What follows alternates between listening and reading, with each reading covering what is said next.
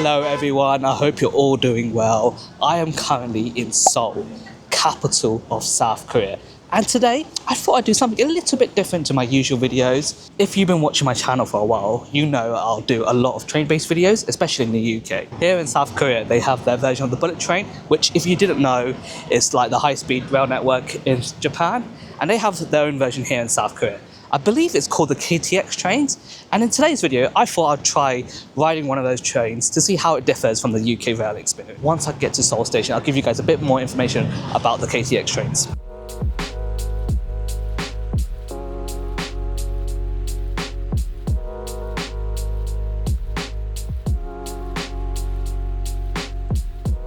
I've just got to the main building here in Seoul Station, and I realised I forgot to mention, I'm actually trying first class today. Yes, I know, I'm a very bougie man. But honestly, stick till the end to see how much my first class ticket cost. So I'm getting the 345 KTX 181 train towards Busan, which is South Korea's second biggest city. I'm not actually going to go all the way to Busan. I'm going to stop off at a city before then.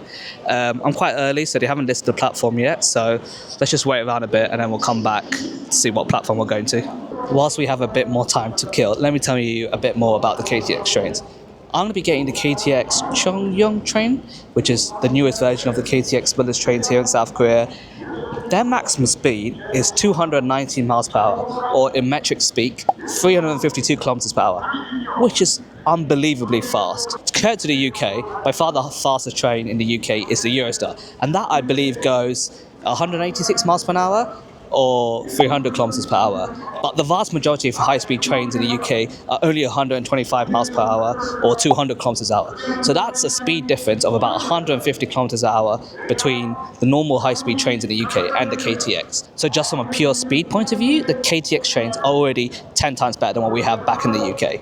A platform has finally been announced. Looks like we're on platform number 9. This is the train we're going to be taking today. What do you guys think? It looks fairly modern from the outside. Alright, let's try and find our carriage. So I'm on carriage number 9, and this is carriage 5. Okay, so we've got a bit more to walk down. I'm whispering here because there's a lot of people on this train, and I don't want to be too loud. But wow, look at this. How many times have you seen a screen on a train? I don't even get screens sometimes when I fly within Europe. There's also a wireless charger down here. We also have plenty of legroom. I mean, I'm a short guy, so it doesn't really matter, but plenty of legroom. Turns out we actually have a footrest as well. Very nice. There we go. Let's see what's on the screen. Oh my god. You can watch YouTube whilst you're riding the train. That's crazy. We have to go on one channel in particular, right?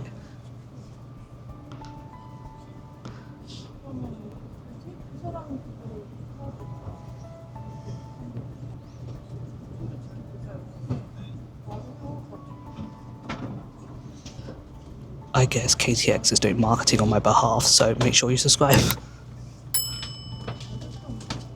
That's amazing that you can watch YouTube on a train here in Korea. You can even, there's even a few TV shows you can watch as well. You can access the internet. You can't do that on any train in the UK as far as I know. You don't even get access to a TV on most European flights as well. So yeah, that's just mental to me.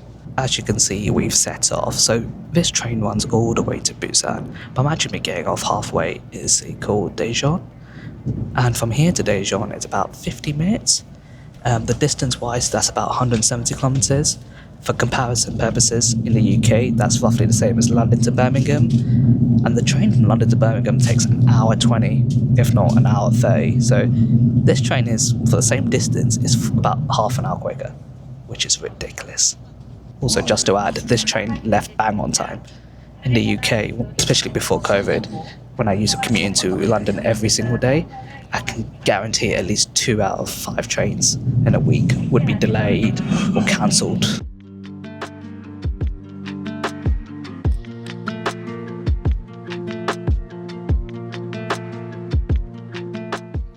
I gotta say, it is super quiet on this train. There's not real much background noise from the train itself. No one is speaking on this train. I actually feel like I'm committing a crime by just making this video. We're really motoring along now. I think we finally left the Seoul metro area. mean, look at this beautiful scenery. South Korea is just such an incredible country. I'd highly recommend you guys strongly considering South Korea as a potential destination for your next holiday. Just in case you guys wanted proof on how fast we're going at the moment, currently we're at 269 kilometers per hour and the speed is increasing all the time. I mean, that's phenomenally quick. That's what, 150, 160 miles per hour? That's just unreal. To think that you can go that fast on a train. 288. I wonder if it hit 300. Ooh, 289. No, it seems to be sort of stuck around 288, 289. One I feel like that needs to be mentioned is that despite how fast this train is going, it feels very comfortable and very stable. I've been on trains and like metros in the past in other countries where even when it's going like 50 miles per hour, you feel like you're being thrown all over the place. But at well over 150 miles per hour, this is just incredibly smooth. And honestly, if I wanted to, I could probably fall asleep on this train.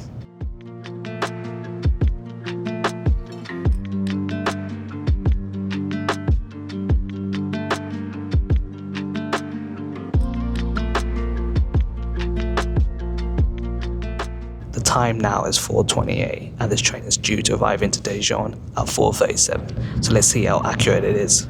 Just got the announcement over the tannoy that we're pulling into Daejon station, so it seems like we're pretty much on time. Right, we're off the train. Technically speaking, by the time the train fully stopped, it was 4:39. So technically it was 2 minutes late. But given how well the rest of the journey went, we'll sort of brush that aside. Alright, let's get out of the station and then I'll give you my full summary on how I think today's journey went. Here we are in Dejon. I guess with Seoul being the metropolis it is, everything compared to it looks a bit underwhelming, but seems like a decent city. Right, time to talk about the journey itself.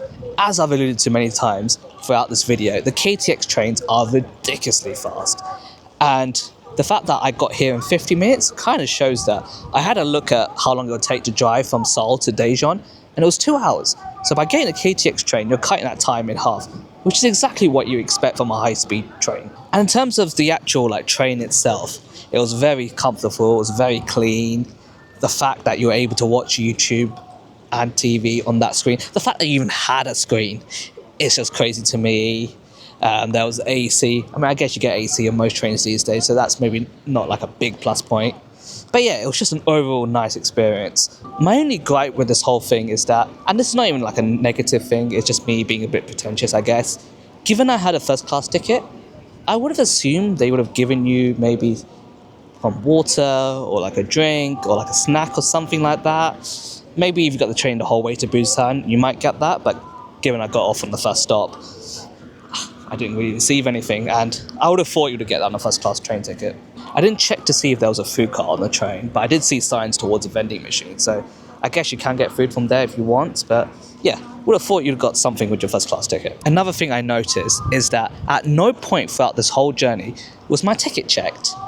There was no barriers for me to go through to get onto the train, and then once I was on the train itself, no conductors came and checked my ticket. I mean, there was a conductor who sort of walked back and forth throughout the train, but he didn't check anyone's ticket.